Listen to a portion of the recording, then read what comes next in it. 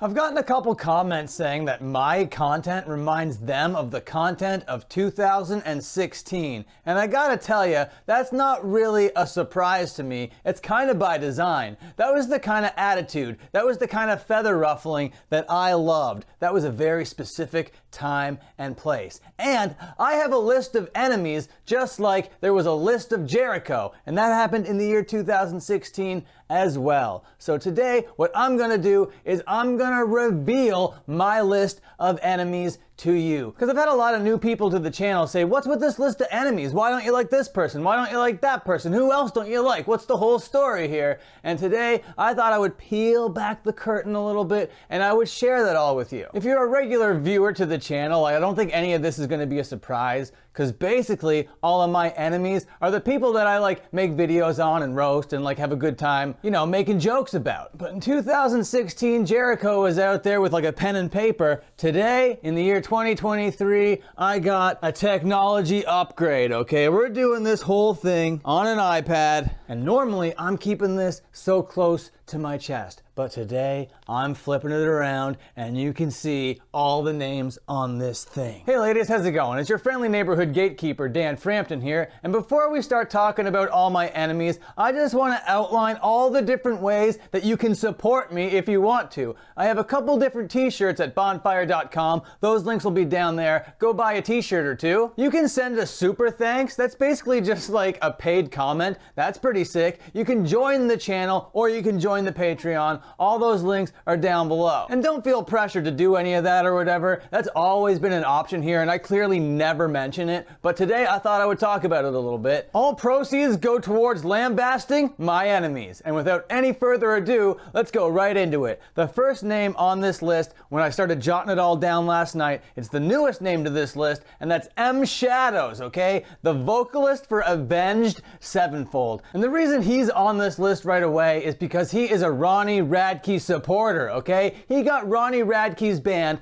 Falling in Reverse to open for them in Madison Square Garden or whatever, and I think that that is a load of hooey, and he told all this to an audience of Finn McKenty, okay? So that's three of my enemies right off the bat. You got M Shadows, Ronnie Radke, and Finn McKenty. I've done videos on all these losers before, so if you want a deeper dive onto all that, you can go watch those videos, but for now, I just want to say that these three come as a package deal. This is a 3-for-1 special. Yeah!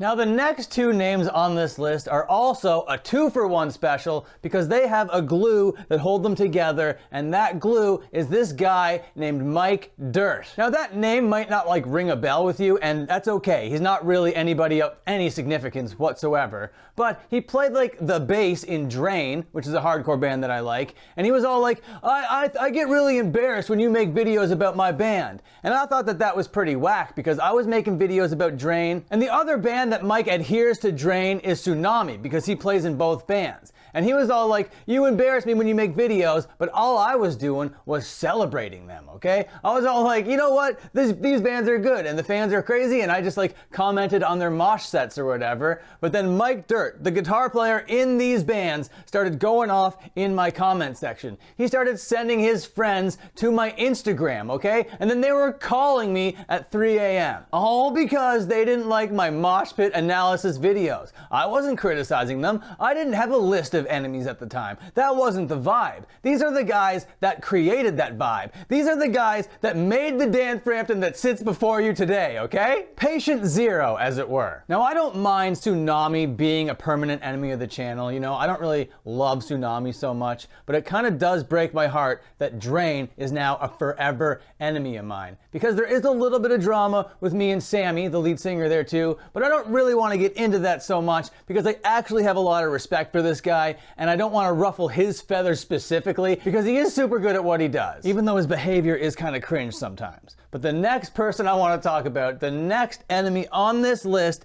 is none other than Adam22, who is also a new addition to my enemies list. If you're not familiar with Adam22, he has this whole podcast thing that he does on YouTube called No Jumper. There's a bunch of shows on it or whatever. He's kind of this enterprising entrepreneur type guy covered in tattoos, made his career talking to rappers, talking to girlfriends of rappers, that whole kind of thing or whatever. And then recently, he got into a little bit of trouble when some perv catchers were out catching him, and he kind of got outed for some real predatory behavior. And because of that, I was just like, this guy is an enemy right away. Don't like this guy whatsoever. But the next guy I want to talk about on this list is like such an enemy of the channel that he is part of the brand at this point. Me and Travis Barker are basically in on it together at this point. Every time this guy makes a post, I'm all upon it, okay? I think he's so goofy. I think he's so wacky. I think he's so silly. And I just love poking him and prodding him and being like, isn't Travis Barker a silly little boy? So even though it is kind of fun and it does seem like there's like a little running joke going on here, don't get it twisted. Travis Barker is certainly an enemy of the channel. The next enemy of the channel is someone that I haven't made too many videos on, but it's Avril Lavigne, okay? Now if we're going to be talking about Avril Lavigne, we might as well group Machine Gun Kelly into that, because these three together, Travis Barker, Avril Lavigne, and Machine Gun Kelly, are kind of like the trifecta of cringe. I've done so many videos and made so many jokes about all these losers. Okay, so those are my big mainstream beefs. Those are my big mainstream gripes. Those are the big ones at the very, very tippy top. But right now, we gotta go to the underground,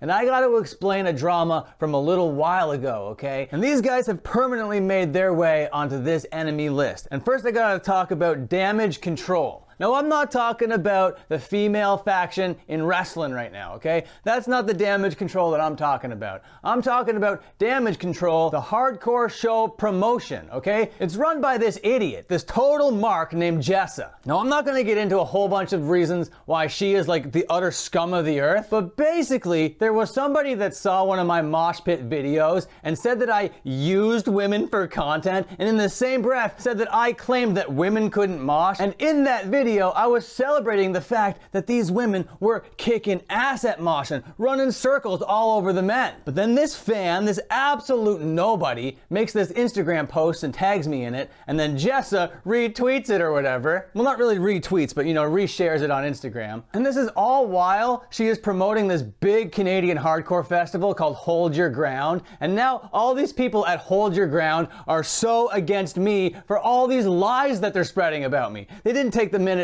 to like watch the content, and the video really was only like 2 minutes and 53 seconds, and it caused all these people to go absolutely crazy. But let's go to that festival, because there's more enemies found at this festival, because the band Endgame called me out during their set. They thought I wasn't there, but I'm in this community. I have friends, you stupid idiots, and people got back to me, and basically what I heard is Endgame got up there and they were like, this is for all the people that think they did nothing wrong. Fuck Dan Frampton!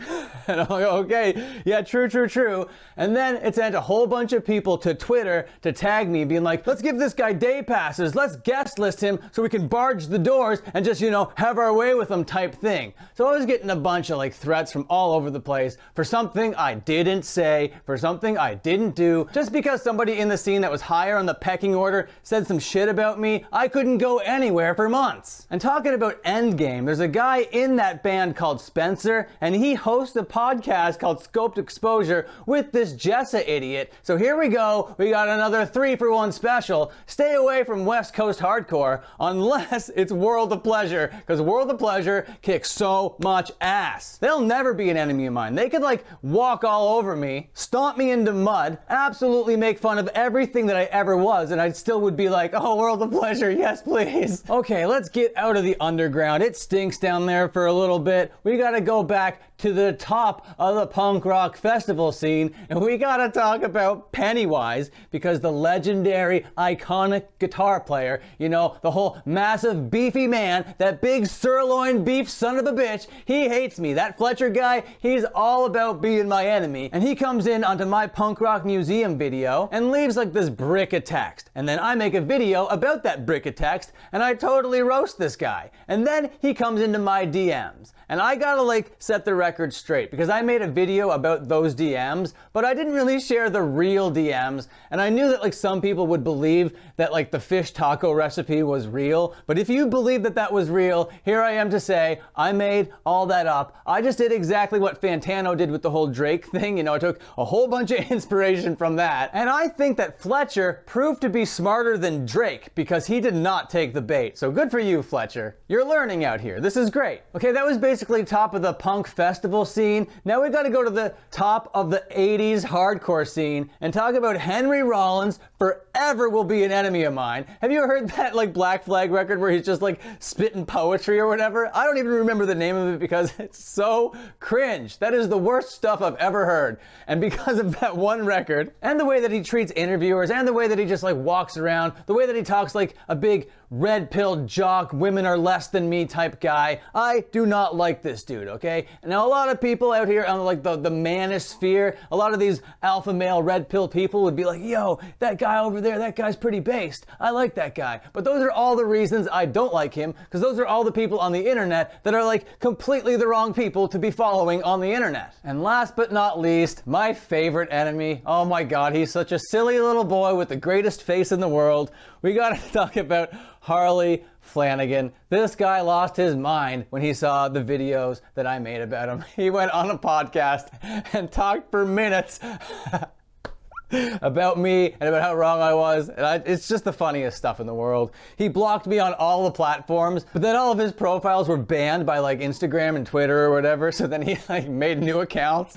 and then I refollowed him, and then I'm not blocked anymore. So it's great. I get to have enemies on the timeline again. And I'll throw one more underground predator in for good measure, and it's gonna be Jonathan O'Callaghan. Now I know what you're thinking, that's a great name, Jonathan O'Callaghan. Yeah, it's a great name. He was the singer for Life Ruiner, but he's an awful person, enemy of the channel. But if you don't want to be an enemy of the channel, you can support me in all those ways that I said at the beginning of the video. But for now, I just want to thank you so much for making it all the way to the end. You're a real one. Please like, comment, and subscribe. Ring the bell if you're cool as hell. And until my next upload, you can watch another upload.